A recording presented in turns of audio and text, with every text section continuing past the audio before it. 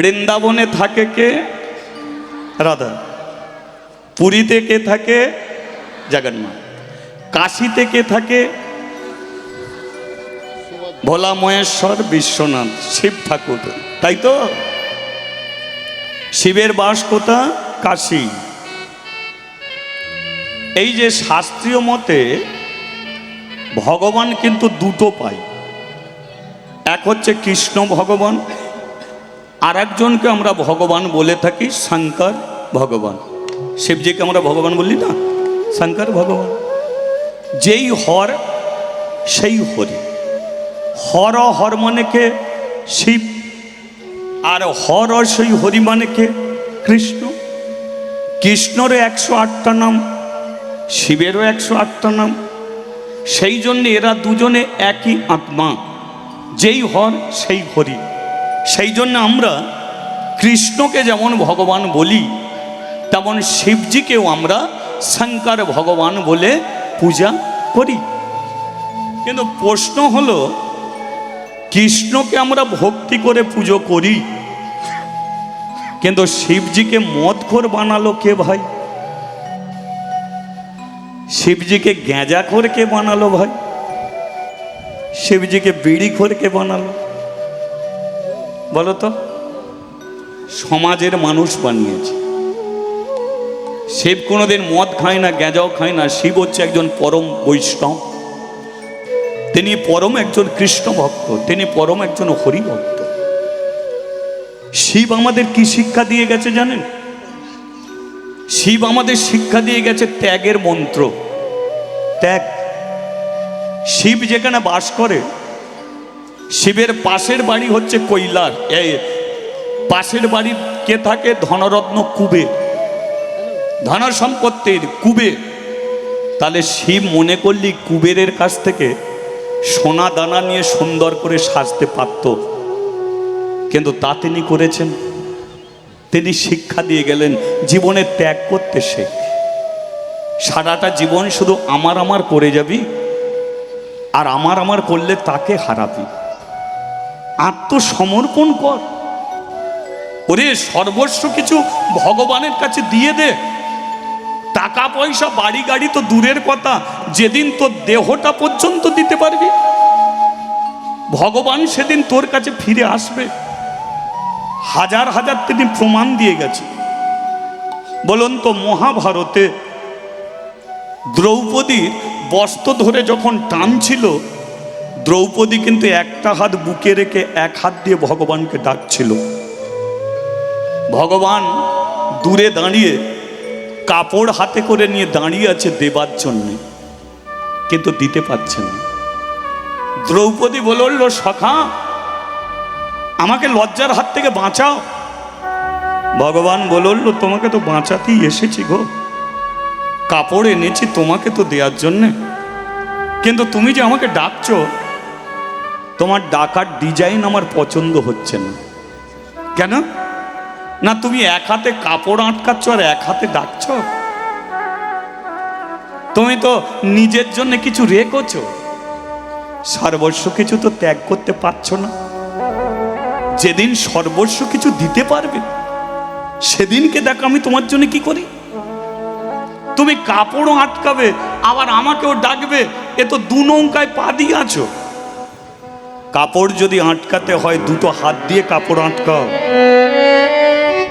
আর যদি আমাকে সর্বস্ব কিছু দিতে চাও, বুকের কাপড়টাও ছেড়ে দিয়ে সমর্পণ করে দাও আমার চরণে। দেখো আমি তোমার জন্য কি করি। কি করলো দ্রৌপদী? নিজের কাপড়টা ছেড়ে দিয়ে ভগবানকে বলে দিল, ভগবান এই দেহটাও আমি তোমাকে দিয়ে দিলাম। তারপরেরটা আপনারা জানেন, একটা কাপড় 12 হাত হতে পারে, কিন্তু ওই 12 হাত কাপড়ও দুঃশাসন টেনে খুলতে পারছে না। যত টানছে কাপড় জয়েন হয়ে যাচ্ছে। এটাকে বলে সমর্পণ।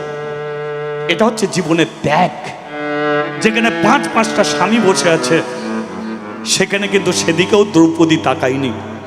যেখানে বাড়ি গাড়ি সব আছে, কেউ রক্ষা করতে পারেনি, তাই তাই ভগবানকে পেতে গেলে জীবনের সর্বস্ব কিছু ত্যাগ করো, সমর্পণ করে দুটো হাত তুলে বলো নিতাই গৌর হরি বল। হরি বল, হরি বল।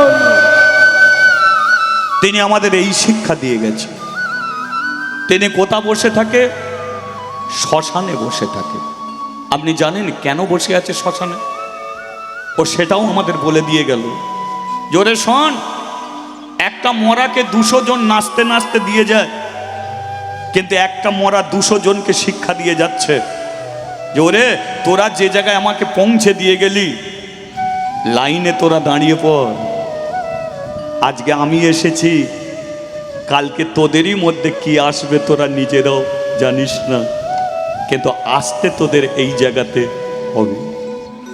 মাস্টার বলে ছাত্র আমার, ছাত্র বলে মাস্টার আমার, গুরু বলে শিষ্য আমার, শিষ্য বলে গুরু আমার, বাবা বলে ছেলে আমার, ছেলে বলে বাবা আমার, স্ত্রী বলে স্বামী আমার, স্বামী বলে স্ত্রী আমার, রাজা বলে প্রজা আমার, প্রজা বলে রাজা আমার, কিন্তু মরে গেলে হয়ে যায় একমাত্র হরি বল, হরি বল। কারণ নয় একমাত্র তা। এ শিবজি আমাদের সেই শিক্ষা দিয়ে গেছে। আর সেই শিবজিকে নিয়ে আমরা কত টিটকিরি মারি। আপনাদের এদিকে কেমন হয় জানি না, আমাদের ওদিকে বাঁকে করে জল নিয়ে যাচ্ছে, এক কাঁধে বাঁক আছে, অন্য হাতে বিড়ি আছে, শ্লোক উঠছে, বড় বড় উঠছে, বাবার মাথা ঘুরছে, বড় বড় বাম্পার, বাবার কত টেম্পার। ও বাবার টেম্পার থাকলে তোদের বাঁক থাকবে? ওইখানেই ভেঙে দেবে। কারণ উনি বৈষ্ণব, কারণ উনি বৈষ্ণব। বৈষ্ণবের ধর্ম কি ক্ষমা। তাই দেখবেন প্রকৃত বৈষ্ণব রাস্তা দিয়ে হেঁটে যাচ্ছে, টিটকিরি মেরে তাকে যদি পুকুরের কাদা নিয়ে যদি গায়ে ছুঁড়ে মারো, সে বৈষ্ণব হাসবে। কি গো হাসছো? তোমাকে তো পুকুরের কাদা দিয়ে তোমার কাপড় নষ্ট করে দিয়েছি। বৈষ্ণব হেসে বলবে না রে বাবা, তোরা পুকুরের কাদা আমাকে দিলি, আর ওই কাদাটা যখন আমার শরীরে এসে পড়লো, মনে হলে যেন বৃন্দাবনের রাধা কৃষ্ণের চরণের ধুলি আমার অঙ্গে এসে পড়েছে। আমার কি আনন্দ! হরি বল, হরি বল। এটা হচ্ছে বৈষ্ণবের ধর্ম। কাদা দিলে তারা বৃন্দাবনের ধুলি ভাবে, কাপড় ময়লা করে দিলে তারা মনে পড়ে আমি নবদ্বীপে গৌরীদায়ের চরণে গড়াগড়ি দিয়েছি, তাই আমার কাপড় ময়লা হয়েছে। এটা বৈষ্ণবের ধর্ম। আর সেই বৈষ্ণবকে নিয়ে টিটকিরি মারা হয়। সত্যমে জয়ত। জীবনে প্রতিবাদ করতে শেখো। আপনার সনাতন ধর্মের মানুষ আপনারই ভগবানকে নিয়ে টিটকিরি মেরে যাবে, আমরা কোনোদিন কিছু বলবো না, প্রতিবাদী হন। আজকে ভগবান কার সঙ্গে থাকে? যে সত্যের পথে হাঁটে। যুধিষ্ঠিরা 5 ভাই ছিল, ভগবান তার সঙ্গে ছিল। আর মিথ্যাকে যে আশ্রয় করেছিল দুর্যোধন, তার কাছে তিনি ছিল না। তাই ভগবান নিজে বলেছিল সত্যমে জয়তে, যে মানুষ সত্যের পথে হাঁটে তার পাশে প্রধানমন্ত্রী রাষ্ট্রপতি না থাকলেও 100% গ্যারান্টি আমি চিরদিন চিরকাল তার পাশে থাকবই। হরি বল, হরি বল। তাই প্রতিবাদ। আজকে সেই শিবজির বাসস্থান হলো কোথা? কাশী। কাশী ছিল কিন্তু একটা গ্রাম, আজ হয়ে গেছে মহাধাম। তাই তো, গ্রাম থেকে ধাম।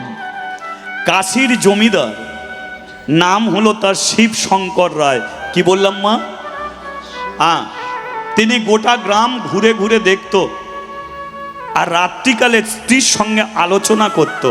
আলোচনাটা কেমন ছিল জানো গিন্নি? কাশী গ্রামে সব আছে, কিন্তু গ্রামে কোনো একটা মন্দির নেই।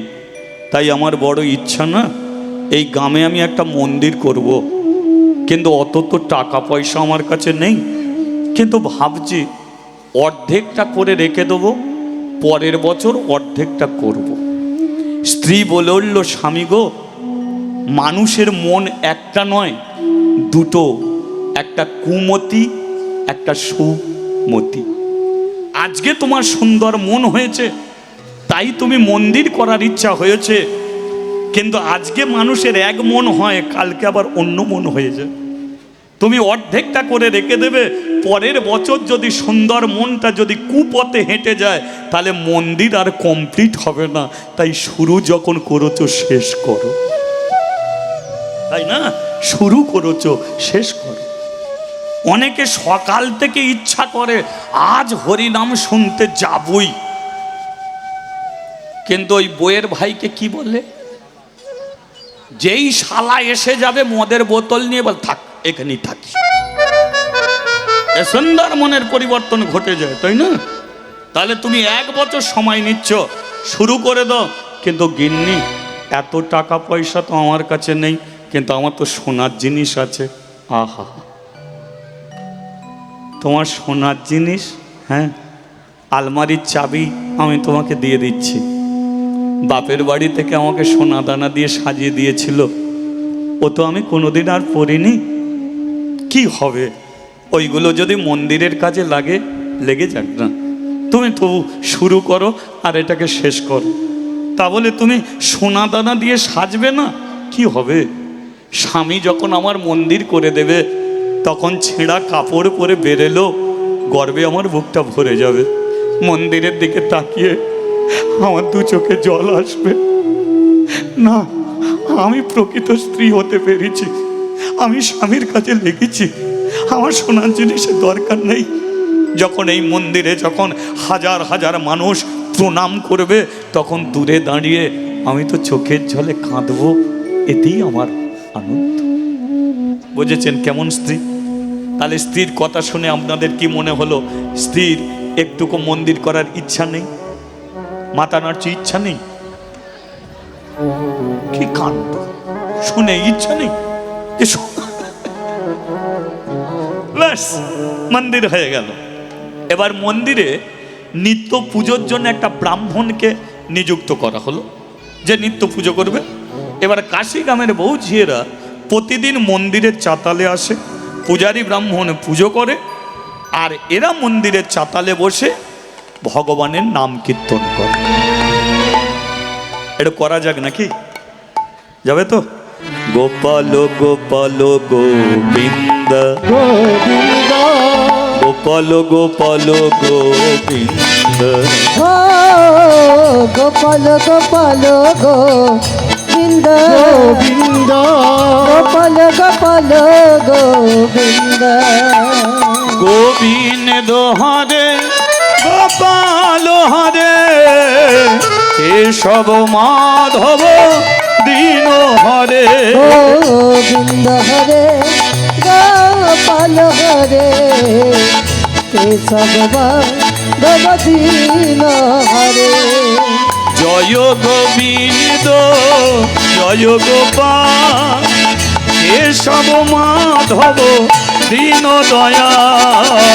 জয় গোবিন্দ জয় গোপাল কেশব মাধব দীন দয়া।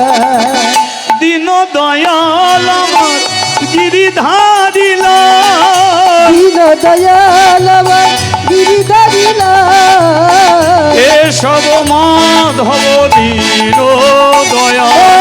দীন দয়াল আমার গিরিধারিলা দীন দয়াল আমার গিরিধারিলা কেশব মাধব দীন দয়া।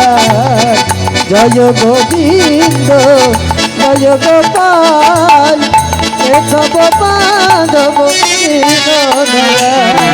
জয় গোবিন্দ জয় গোপাল জয় গোবিন্দ জয় গোপাল জয় গোবিন্দ জয় গোপাল জয় গোবিন্দ জয় গোপাল জয় গোবিন্দ জয় গোপাল জয় গোবিন্দ জয় গোপাল জয় গোবিন্দ জয় গোপাল জয় গোবিন্দ জয় গোপাল জয় গোবিন্দ জয় গোপাল জয় গোবিন্দ জয় গোপাল জয় গোবিন্দ জয় গোপাল জয় গোবিন্দ জয় গোপাল।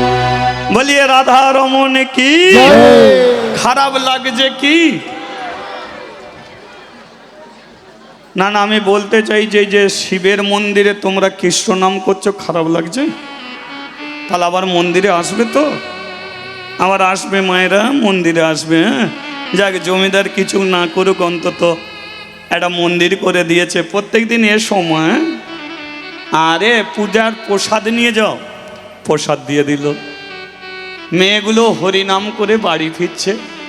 পূজারী ব্রাহ্মণ পেছন থেকে ডেকে বলল, শোন মা, একটা কথা বলি, মন্দিরের চাতালে বেশে যেটা করলি এটাকে নিয়ে বাড়ি ফিরবি, মাঝপথে যেন ছেড়ে দিয়ে যাস না। কথাটা কি সুন্দর দেখুন। এই যে আপনারা হরিনাম শুনে বাড়ি ফিরবেন দল বেঁধে, যেটা শুনলেন এটা নিয়ে যান না মাঝপথেই শুরু। ওই দিদি টেপির মায়ের কি চলছে জানিস? আর হরিনাম আছে? টেপির মায়ের কথা বাদ দে, ভজুর বউ কালকে পালিয়ে গেছে। এটা করলে হবে না। যেটা শুনবেন সেটা বালিশে মাথা দিয়ে চিন্তা করবেন যে আপনি কি শুনলেন। খারাপ জিনিস ফেলে দাও, অন্তত 3টে মিনিট ধরে রাখো। এই 3 মিনিটের দ্বারাতেই হয়তো একদিন ভগবানের দরজার সম্মুখে দাঁড়াবেন, আর ভগবান দরজা খুলে দেবে। আর এই 3 মিনিট ভালোর জন্যই হয়তো সাক্ষাৎ রূপে একদিন ভগবানকে আপনি পেয়ে। হরি বল, হরি বল। তাই শোনা মানে করা। আপনি যেটা শুনছেন এটা বাড়িতে গিয়ে করবেন। যাও মা, আর কিছু বলবো না। চলে গেল। কিন্তু মন্দিরের সিঁড়ির নিচেতে একটা 5 বছরের মেয়ে এসে দাঁড়ালো, আর দাঁড়িয়ে ডাকছে, ও বাবা, বাবা, ও বাবা। পূজারী ব্রাহ্মণ ওপর থেকে দেখলো তার নিজের মেয়ে এসেছে, মন্দির থেকে নেমে এসেছে। কি হয়েছে মা? মন্দিরে এই দুপুরবেলা এলি কেন? ও বাবা, মা সকালবেলা স্নান করলো, তুলসী তলায় জল দিল, গলায় কাপড় দিয়ে প্রণাম করলো, কিন্তু আর উঠতে পারেনি। উঠতে পারেনি কেন? মা ঘুমিয়ে পড়েছে।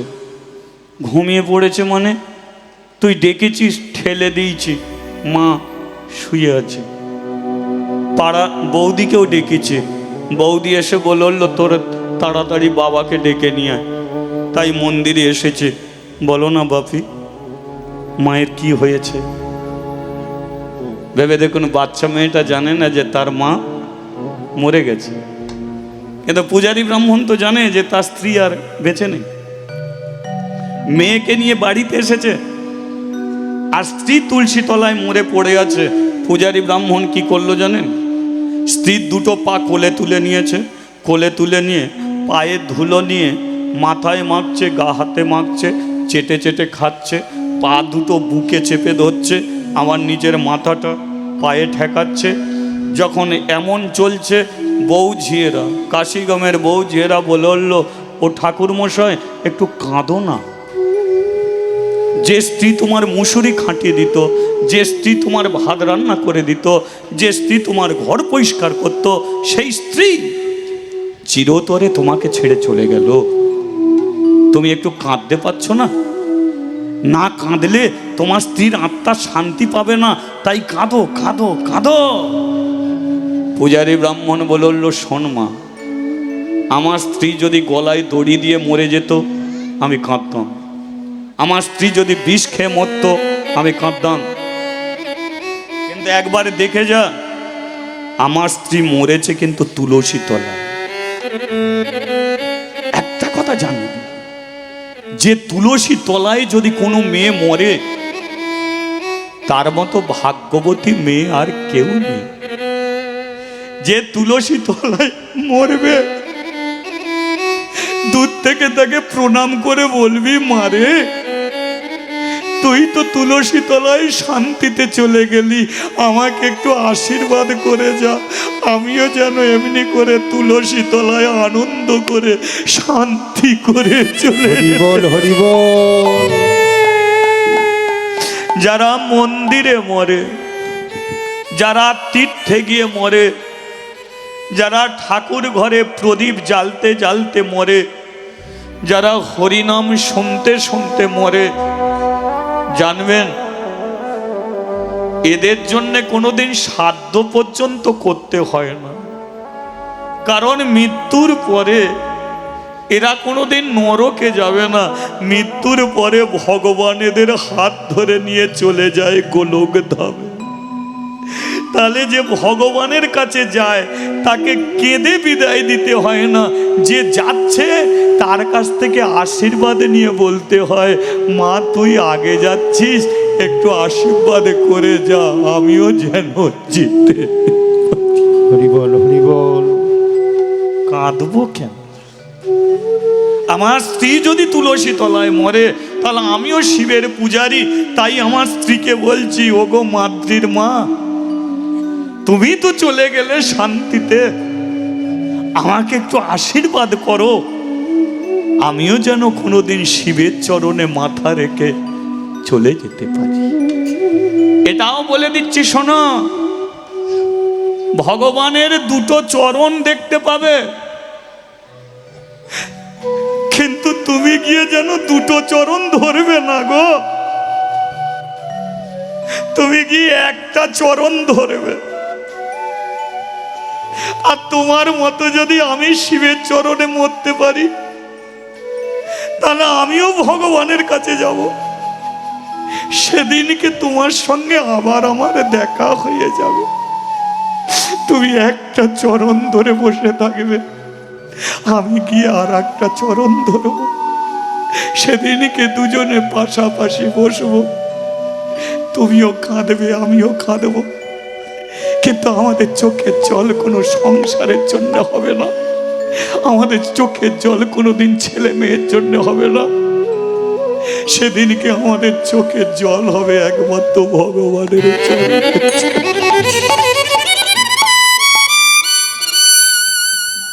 জীবনে মৃত্যুকে প্রার্থনা করুন, যেটা আপনার জীবনে আসবেই, আমার জীবনে আসবে। 365 দিন, 1 বৎসর, কিন্তু 1 বৎসরের মধ্যেই লুকিয়ে আছে তোমার মৃত্যুর দিন, তুমি কিন্তু নিজে জানো না। কিন্তু যেদিনকে আসবে সেদিনকে হয়তো হরিবাসরে থাকবে না, ঠাকুর ঘরে থাকবে না, তুলসী তলাতেও থাকতে পারবে। তাই জীবনে মৃত্যুকে প্রার্থনা করতে হয়। আমি 13 বৎসর বয়স থেকে কীর্তন করে বেড়াচ্ছে, আমার জীবনের একটা ইতিহাস আছে।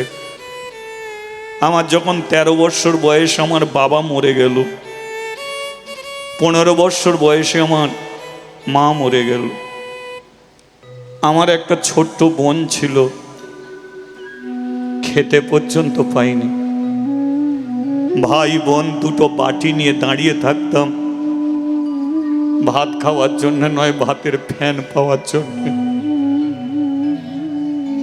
2 বাটি ভর্তি ফ্যান নিয়ে এসে ঘরে ভাই বোন মুখোমুখি বসে খেতাম। ওই ভাতের ফ্যান থেকে 2-1টা ভাত তুলে বোনের মুখে দিয়ে বলতাম, বোন আমি তোর দাদা হয়েছি, তাই আমি খাবো না, তুই খা, তুই খা। বোন আমার গলা জড়িয়ে ধরে বলতো, দাদা রে, ভগবান দেখ না আমাদের কেমন বাপ মাকে কেড়ে নিল। আমি বলি, একদিন সুখের দিন ফিরবে বোন, তোকে খুব ভালো জায়গায় বিয়ে দেবো। কীর্তন করতে যেতাম, খেতে পেতাম না, কমিটির মানুষকে গিয়ে বলতাম, আগে আমাকে 2টো মুড়ি দাও, আমি সকাল থেকে কিছু খেতে পারি। আমি কীর্তন করতে যাব শুনে আমার বোন পরের বাড়ি থেকে 1 বাটি মুড়ি আনতো। আমি বোন মুড়ি করতে গিয়ে বলি, বলো বৌদির কাছ থেকে ধার করে এনেছি, সকাল থেকে কিছু খাইনি, শরীরাম করবি কি করে, 1 বাটি মুড়ি অন্তত খেয়ে যা। তাই পৃথিবীতে এখনো পর্যন্ত ভাই বোনের ভালোবাসার কাছে কোনো ভালোবাসা নেই। এখনো পর্যন্ত বোন অপেক্ষায় তাকে কবে ভাই ফোটার দিন আসবে, যতই কাজ থাকুক না কেন, অন্তত দাদার কপালে গিয়ে একটা ফোঁটা দেবো। দাদাও অপেক্ষায় তাকে কবে বোন আসবে, অন্তত একটা ফোঁটা।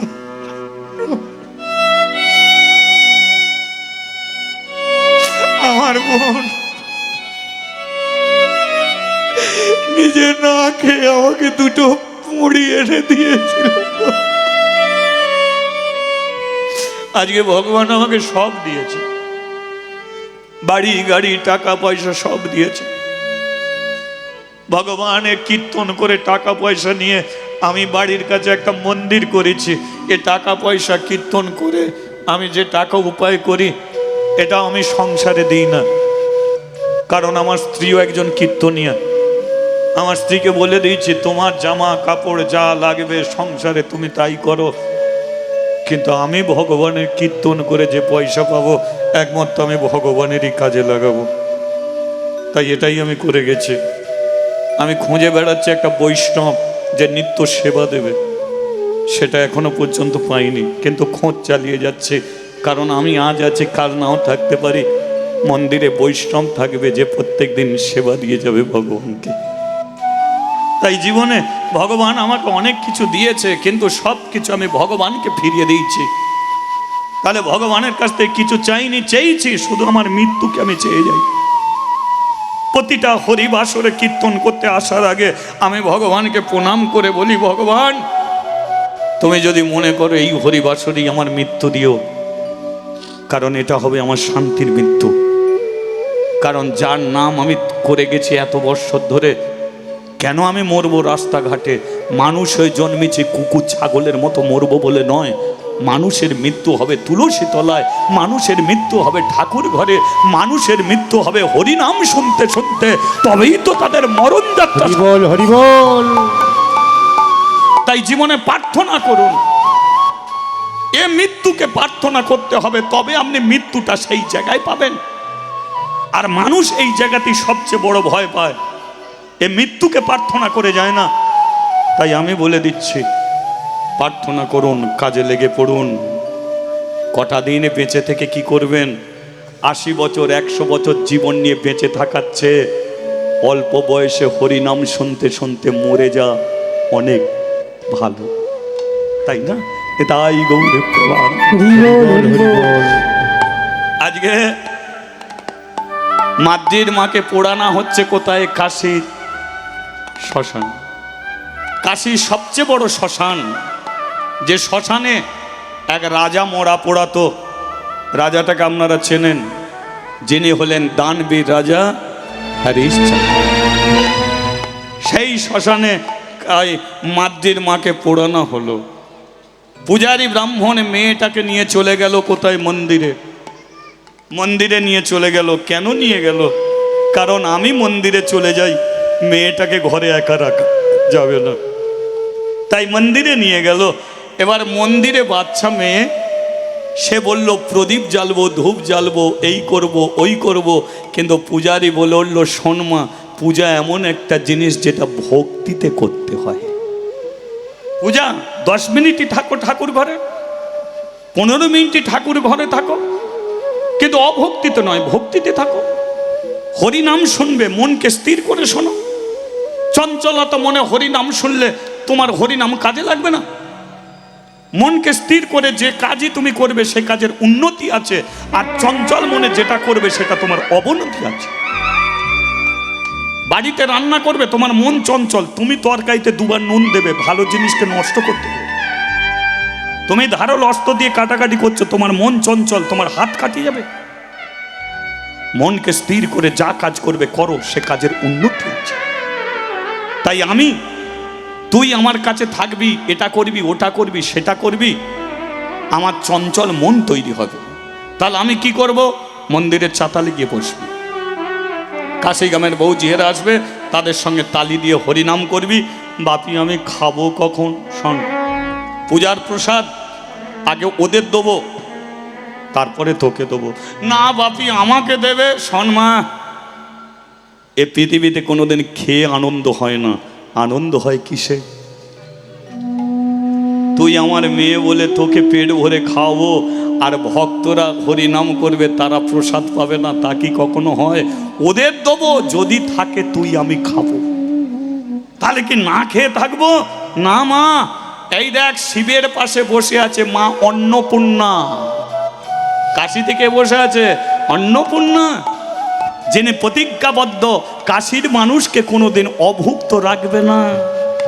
তাই ভারতবর্ষে দুটো তীর্থস্থান আছে। তুমি একাদশীর দিন কেউ যদি জগন্নাথের মন্দিরে যাও, তোমাকে অন্ন সেবা লাগবে।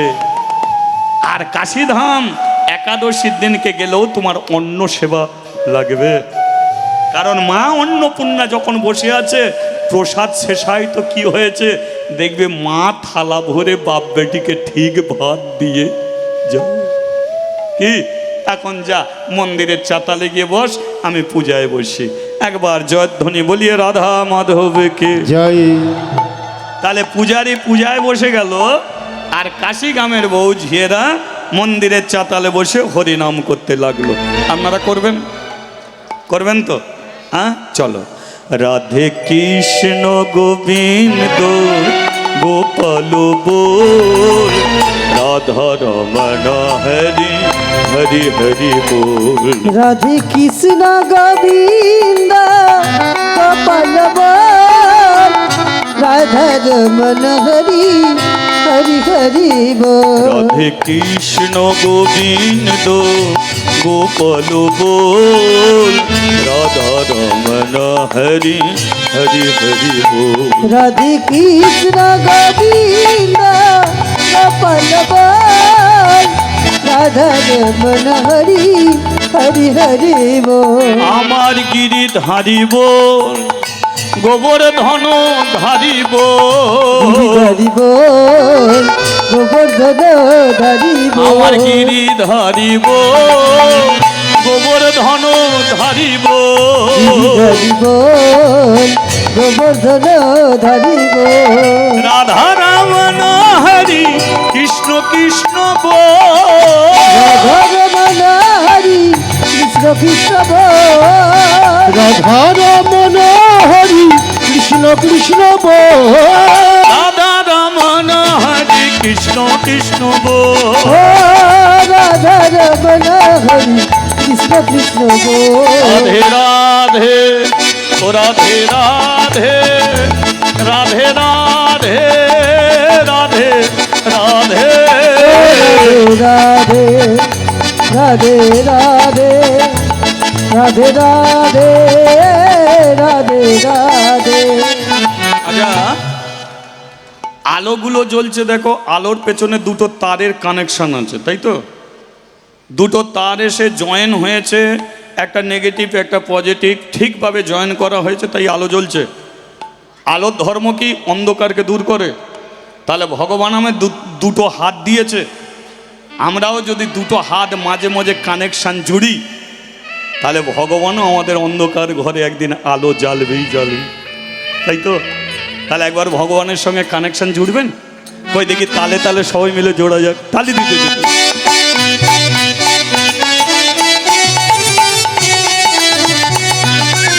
হরি বল। উলুধ্বনি উলুধ্বনি।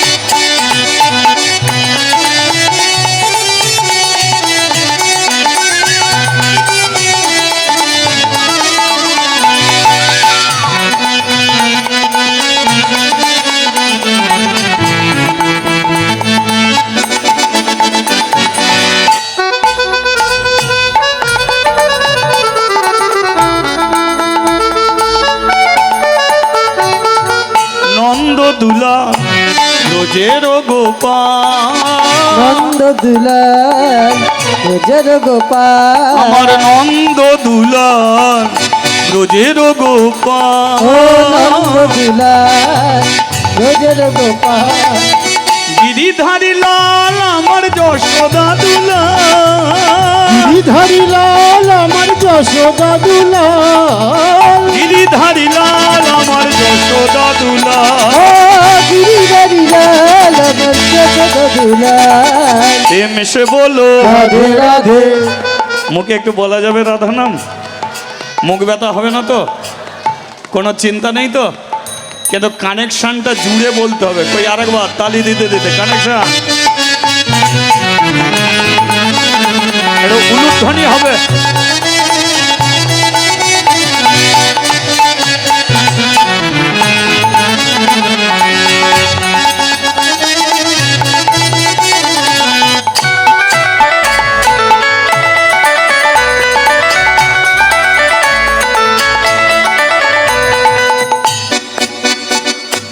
প্রেম এসে বলো। রাধে রাধে তোরা বন্ধ কর, আমরা তো আবার কালকে বলবো, আপনারা বলুন। হ্যাঁ, প্রেম এসে বলো, ভাব সে বলো, মান এসে বলো, तान से बोलो, दिल में बोलो, चलते चलते, बोलते बोलते, खेते शुते, उठते जागते, दिने राते, काका बोलो, काकी बोलो, दादा बोलो, दीदी बोलो, भाई बोलो, राधे राधे बहना बोलो, राधे राधे बेटे बोलो, राधे राधे ए बोलो, राधे राधे हाथ तुले राधे राधे। আচ্ছা কিছুক্ষণ হাত উপরে থাকলে খুব ব্যথা হবে কি হয় না তো? চলো। शादी दुनिया है दीवानी, राधा रानी आपकी। बोलो सारी दुनिया है दीवानी, राधा रानी आपकी।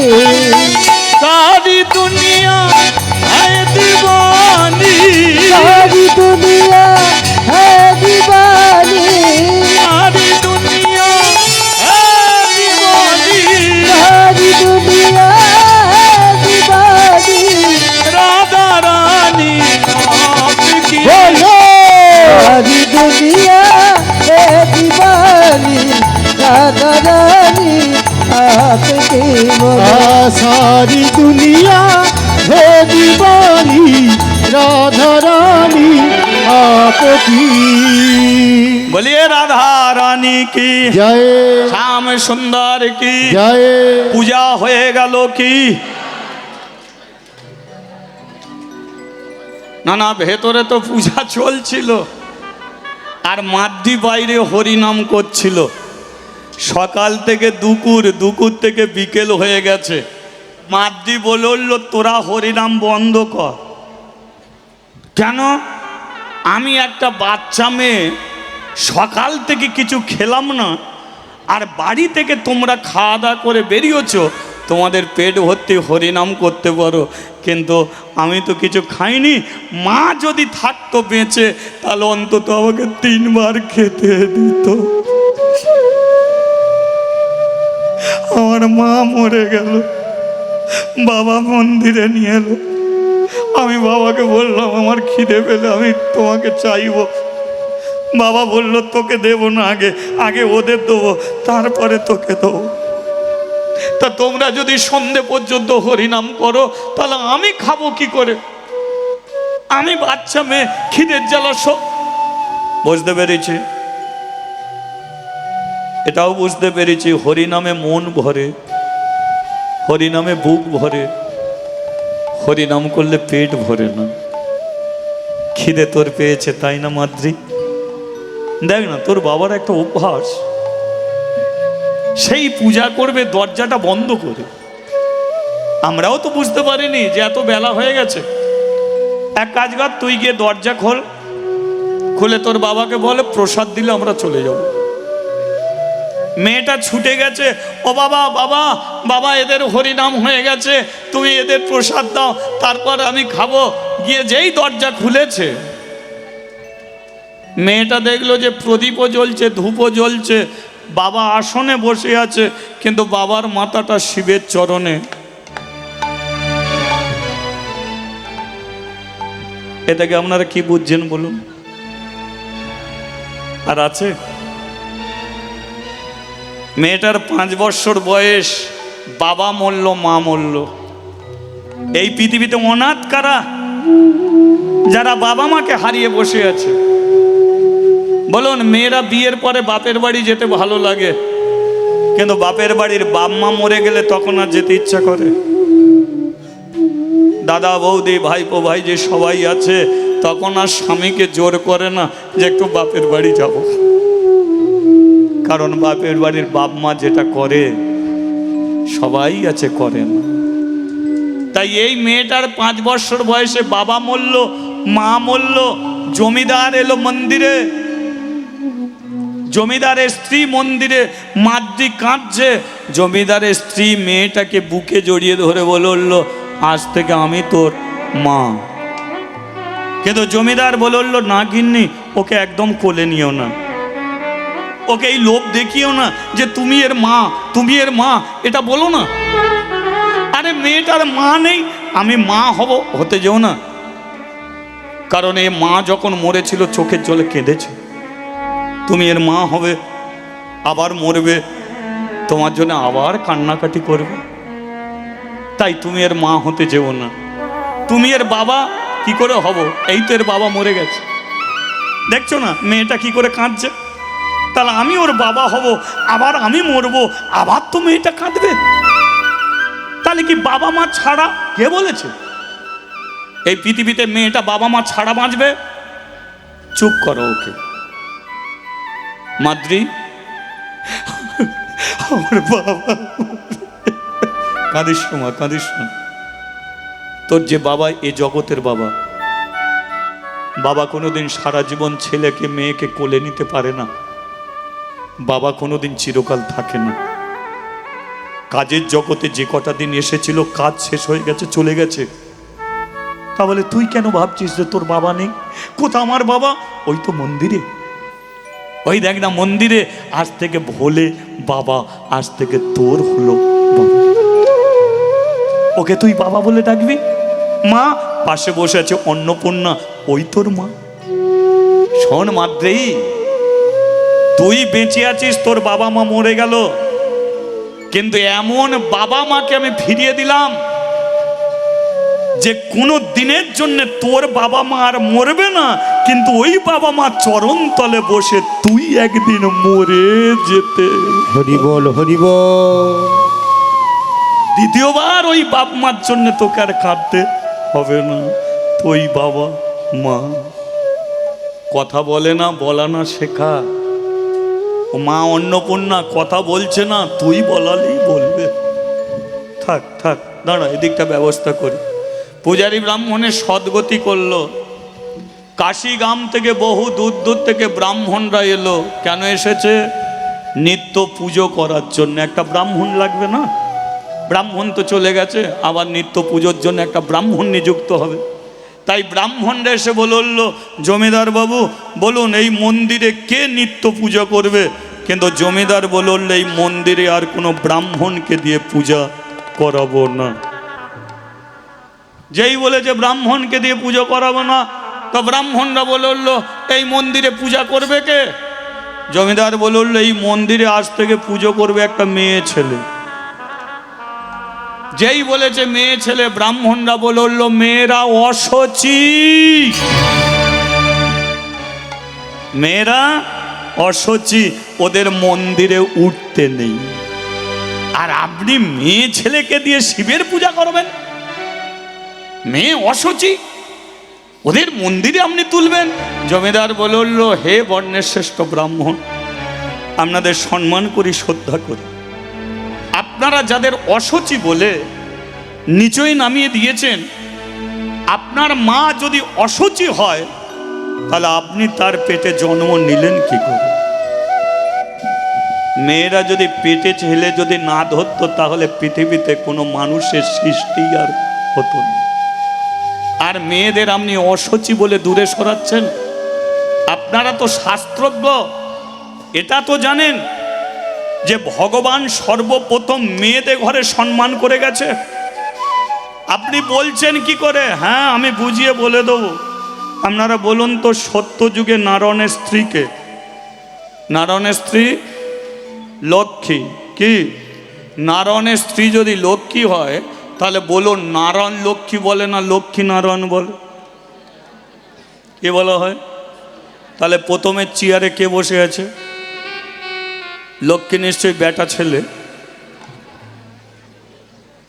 তাহলে ভগবান প্রথমে চেয়ারে কাকে বসিয়েছে? একটা মেয়েকে, লক্ষ্মী, তারপরে নারায়ণ। তেতা যুগে রাম সীতা বলে না সীতারাম বলে? রঘুপতি রাঘব রাজা রাম পতিত পাবন, পরেরটা কি? কে বসে আছে? দাপর যুগে কৃষ্ণ রাধা বলে তো, এ তো আমরা কি বলে? তাহলে তিন যুগে কারা বসে আছে? ভগবান তো নিজে সিট ছেড়ে দিয়েছে, চেয়ার ছেড়ে দিয়েছে, তোমরা বসো তারপর আমি বসবো। তাই তো আজও পর্যন্ত দেখো মেয়েদের আগে বলে তারপরে ছেলেদের বলে। তাছাড়া মন্দিরে বলো তো যা যা আছে সব কাদের নামে আছে? মন্দিরে সন্ধ্যা দেওয়া হয়, সন্ধ্যা কাদের নাম হবে? মন্দিরে আরতি দেওয়া হয়, আরতি কাদের নাম হবে? মন্দিরে অঞ্জলি দেওয়া হয়, অঞ্জলি কাদের নাম হবে? মন্দিরে বন্দনা করা হয়, বন্দনা কাদের নাম হবে? মন্দিরে সাধনা করা হয়, সাধনা কাদের নাম হবে? মন্দিরে সব মেয়েদের নামে আছে, ছেলেদের নামে ঘন্টা ছাড়া আর কিচ্ছু পাবে না। কি আছে? শুধু ঘন্টা। বাইরে ঝোলা না তাকে ঢং ঢং করে নেড়ে দিয়ে মন্দিরে ঢোকে। ভারতবর্ষে যত নদী আছে কাদের নামে আছে? গঙ্গা, যমুনা, সরস্বতী, নর্মদা, কাবেরী, তিস্তা, কালিন্দী, কৃষ্ণা, গোদাবরী, সব কাদের নাম? তাহলে মেয়েরা অসুচি হয় কি করে? তাই আপনারা মানেন আর না মানেন, মেয়েরা আপনারা মানবেন কি না মানবেন সেটা জানি না, কিন্তু এই মন্দিরে আমি মেয়ে ছেলেকে দিয়ে পূজা করাবো, আমি পূজা করাবো। ব্রাহ্মণরা বলল যুক্তি অনুযায়ী মরে, যার বাবা শিবের চরণে মরে, তাদের ছেলে হোক বা মেয়ে হোক, তারা কোনোদিন চোর চিটিংবাজি হতে পারে না, তারাই পরম কৃষ্ণ ভক্ত হয়, তারাই পরম হরি ভক্ত। হরি বল, হরি বল, হরি বল। এদের রক্তের মধ্যে লুকিয়ে আছে কৃষ্ণ ভক্তি। যে ভক্তি মানুষের চামড়ার বাইরে থাকে না, চামড়ার ভেতরে থাকে, সেই ভক্তিতে ভগবানকে পাওয়া যায়। আর এই মেয়েটার রক্তের প্রত্যেকটা কোনায় কোনায় সেই ভক্তিটা পূর্ণ হয়ে আছে। এই মেয়েটা একদিন আপনাদের চোখের সামনে প্রমাণ করে দেবে, ভক্তি যার ভগবান তার, ভক্তি নেই যার ভগবানও নেই তার। হরি বল, হরি বল। ব্রাহ্মণরা বলল দেখবো দেখবো দেখবো, বেঁচে তো আছি আমরা, মেয়েটা কেমন পূজা করে দেখবো। ঠিক আছে, আমরা চলে যাচ্ছি, যান, আমি হয়তো পৃথিবী ছেড়ে চলে যাব, কিন্তু আমি যে বিশ্বাস নিয়ে মেয়েটাকে মন্দিরে তুলেছি, এই মেয়েটা একদিন প্রমাণ করে দেবে ভক্তিতেই ভগবান। ব্রাহ্মণরা চলে গেল, মেয়েটাকে বলল এই প্রদীপ জ্বালতে পারিস? জীবনে জ্বালেনি। বলে জ্বালতে আর হবে না। ধূপ জ্বালতে পারিস? জীবনে জ্বালেনি, ধূপ দিতে হবে না। খেতেও ওকে দিতে হবে না। বাবা খেতে দিত? বলে বাবা দিত, ঠিক আছে, তোকে দিতে হবে। কেন? কারণ তোর বাবার মেয়ে তুই ছিলিস, এখন ওরা দুজন তোর বাবা মা হয়েছে, তুই ওদের মেয়ে। ওরা দুজন তোর বাবা মা হয়েছে, তুই তার মেয়ে। বাবা মা মেয়েকে খেতে দেবে, তুই কেন ওদের খেতে দিবি? কষ্ট পেলে ওরা ভাত নিয়ে ছোটাছুটি করবে, তোকে খেতে দেবে বলে তুই একদম খেতে দিবি। তাহলে মন্দিরে করবোটা কি? হরিনাম করবে।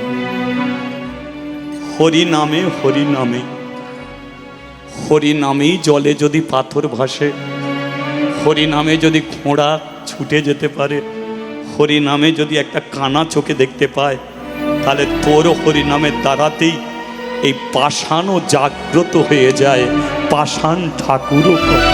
হরি বল, হরি বল। আজ থেকে হরি নামই হবে তোর প্রদীপ, হরি নামই হবে তোর ধূপ, হরি নামই হবে তোর প্রসাদ। শুধু চাতালে বসে হরিনাম করিস। আমি জমিদার, আমার এই স্ত্রী সোনার জিনিস বিক্রি করে মন্দির দিয়ে দিয়েছিল, তোর বাবা মা চলে গেল, তা বলে তোকে আমি রাস্তায় ছেড়ে দিতে পারি না, তোকে আমি অনাথ করে দিতে পারি না। তাই তোর বাবা মাকেও ফিরিয়ে দিলাম, আর এই মন্দিরটা মা তোর হাতে আমি দিয়ে গেলাম। আমার মন্দিরটাকে হরিনাম করে রক্ষা করিস মা।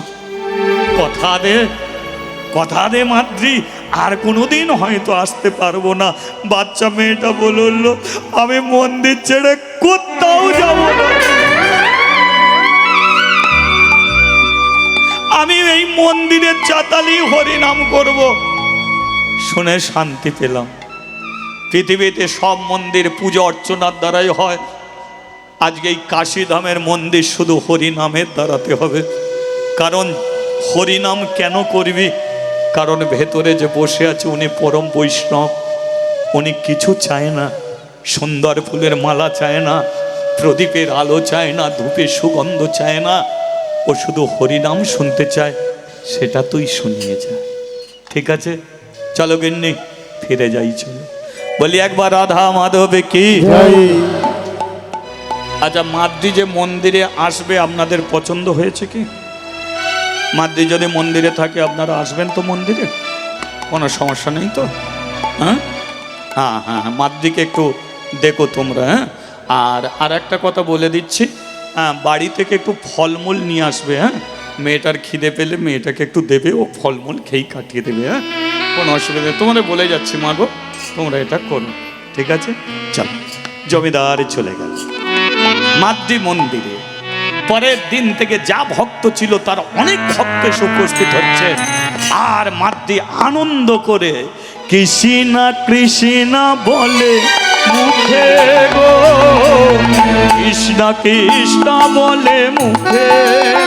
তালি দিয়ে সবাই কৃষ্ণ কৃষ্ণ বলে মুখে গো, কৃষ্ণ কৃষ্ণ বলে মুখে। ও কৃষ্ণ কৃষ্ণ বলে মুখে গো, কৃষ্ণ কৃষ্ণ বলে মুখে। ও কৃষ্ণ কৃষ্ণ বলে মুখে গো, কৃষ্ণ কৃষ্ণ বলে মুখে। নামে বুক ভরে যায় অভাব মেটায়, বুক ভরে যায় অভাব মেটায়, নামে বুক ভরে যায় অভাব মেটায়, বুক ভরে যায় অভাব মেটায়। স্বভাব জাগায় মহা সুখে গো, স্বভাব জাগায় মহা সুখে।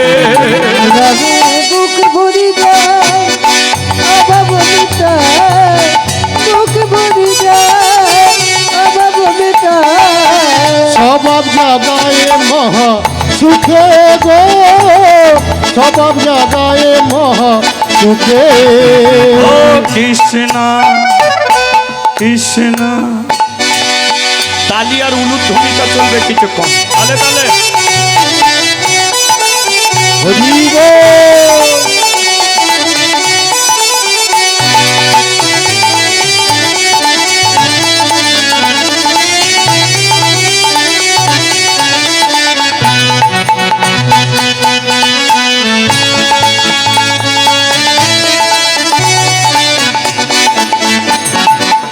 হরি দিন বন্ধু জগতের বন্ধু, হরি দিন বন্ধু জগতের বন্ধু।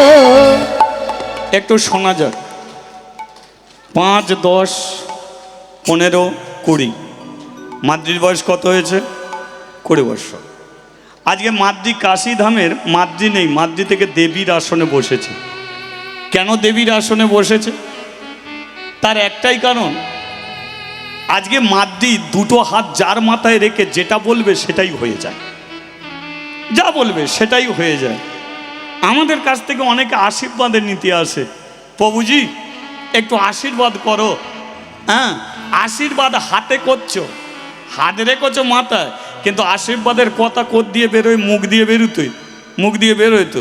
যে দিনের পর দিন মিথ্যে কথা বলেই যাচ্ছে, তার মুখ দিয়ে ভালো কথা বেরোবে কি? এ কলিযুগে কে সত্যবাদী যুধিষ্ঠির আছে? আমি আছি। যে হরিনাম করে সেও মিথ্যে কথা বলে, যে করেনি সেও বলে। হ্যাঁ, যে মুখে মদ খাচ্ছে, বিড়ি খাচ্ছে, খৈনি খাচ্ছে, একটু আশীর্বাদ করো। ওই বিড়ি খাওয়া মুখে আশীর্বাদ করলে হবে?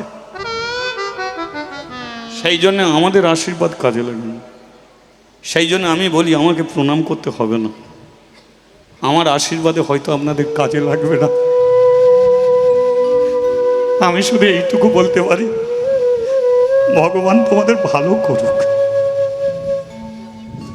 ভগবান তোমার পরিবারকে যেন কৃষ্ণ ভক্তি দেয়, হরি ভক্তি দেয়। আমার মুখের কথা এছাড়া আর আমি কিছু বলতে পারি না। আমাকে যেই প্রণাম করে আমি ভগবানের কাছে এইটুকুই প্রার্থনা করি, ভগবান এদের তুমি কৃষ্ণ ভক্তি দিও, হরি ভক্তি দিও, তুমি এদের পাশে থেকো।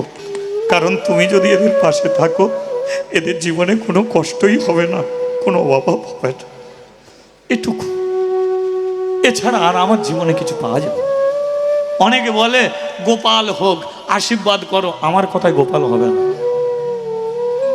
ভগবান যদি তাকে দেয় কারো আশীর্বাদ লাগবে না, আর ভগবান যদি তাকে না দেয় হাজার আশীর্বাদ করলেও তার হবে না।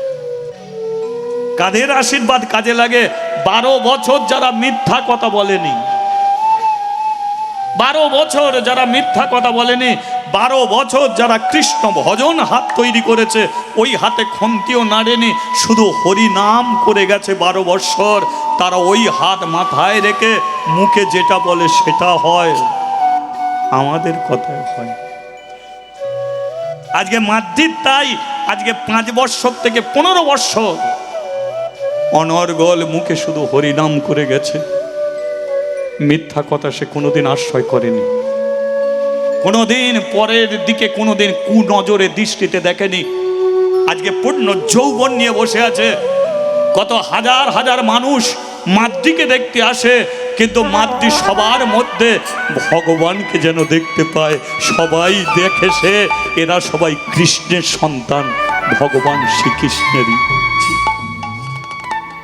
আজকে সেই মাদ্রি, আজকে 20 বছর বয়স, গ্রামের মধ্যে কারো বাচ্চা হলে মাদ্রির কাছে নিয়ে আসে, দেবী মা একটু আশীর্বাদ কর। কোনো ছেলে বিয়ে করতে যাবে, দেবী মার কাছে যা, আশীর্বাদ নিয়ে তারপরে যা। বলুন কোন জায়গায় দাঁড়িয়ে আছে? কিন্তু কালবৈশাখী ঝড় এসে মাদ্রির জীবনটাকে অন্ধকারে ঢেকে দিল, আর অন্ধকারে সে ঢেকে বুঝে নিজেই নিল। কি করে জানে? কেউ যদি উপকার চায় তাকে তুমি উপকার করো, কিন্তু কেউ যদি উপকার চায় না, জোর করে যদি তাকে উপকার করো, সে তোমাকে ঘুরিয়ে গালাগালি ছাড়া আর কিছু দেবে না। হরি বল, হরি বল। মাদ্রিদ তাই 20 বছর বয়সে একদিন মন্দিরে শিবের কাছে বসে বলে উঠল, হে ভগবান, আমি জমিদারকে কথা দিয়েছি মন্দির আমি রক্ষা করব, মন্দিরে দিনরাত্রি হরিনাম করব, হরিনামের দ্বারাতে মন্দির চলবে। কিন্তু একটা মন্দির 500 বছর থাকতে পারে, কিন্তু আমি তো থাকবো না, আমি তো মরে যাব। তাহলে আমি মরে গেলে মন্দিরের চাতালে বসে কে হরিনাম করবে? কে হরিনাম করবে? তাই ভগবান সোজা সরল মেয়েটা কি চাইলো দেখুন, ভগবান মন্দিরে হরিনাম করার জন্যে ভগবানের কাছ থেকে বলে উঠল, আমাকে একটা কৃষ্ণ ভক্ত সন্তান দাও। আমি মরে যাওয়ার পরে সেই কৃষ্ণ ভক্ত ছেলে বা মেয়ে মন্দিরের চাতালে বসে হরিনাম করবে। এবার যার কাছ থেকে চেয়েছে সেও তো ভোলে ভালো, বুঝেছেন তো? সেও তো ভোলে ভালো। ওকে কত ঠকায় জানে? এই যে শিবজিকে কত ঠকায়। অন্নপূর্ণা বলছে যে হ্যাঁ গো, চুপচাপ মেরে বসে থাকবে, একটু চাষবাস করে খেতে পারো না? শিব বলছে তো চাষবাস করব, কিন্তু জমি কোথা থেকে পাবো? বলে কৃষ্ণর কাছে চলে যাও, ওর গরু আছে, নাঙলও আছে, জমিও আছে। তবে এইটুকু বলে দিচ্ছি, ও জমি নাঙল গরু নেবে, কিন্তু চাষ করলে ওকে অর্ধেক ফসল দিতে হবে। কিন্তু কৃষ্ণ বড় চালাক, তোমাকে বলে দিচ্ছি, চাষ করার আগে বলে দেবে যা ফসল ফলবে, হ্যাঁ যা ফসল ফলবে, নিচরটা কৃষ্ণর হবে, ওপরেরটা তোমার হবে। কি? যা ফসল ফলবে নিচরটা তাকে দেবে, ওপরেরটা তুমি নিয়ে ঘরে আসবে। তাই কর। কৃষ্ণর কাছে গেছে, আমি চাষ করব। কৃষ্ণ বলে আচ্ছা চা খুব ভালো, কি কি লাগবে? জমি লাগবে, জমি নাও। নাঙল গরু লাগবে, কিন্তু তুমি তোমার জমি নাঙল সব দেবে, তাহলে ফসল হলে তুমি তো নেবে। বলে হ্যাঁ নেবো। তবে এইটুকু বল দিচ্ছি, যা ফসল হবে নিচরটা তোমার হবে, ওপরেরটা আমার হবে। বলেই বলছে তাহলে বলো কি চাষ করব? কৃষ্ণ বলে তাহলে আলু চাষ করে ফেলো।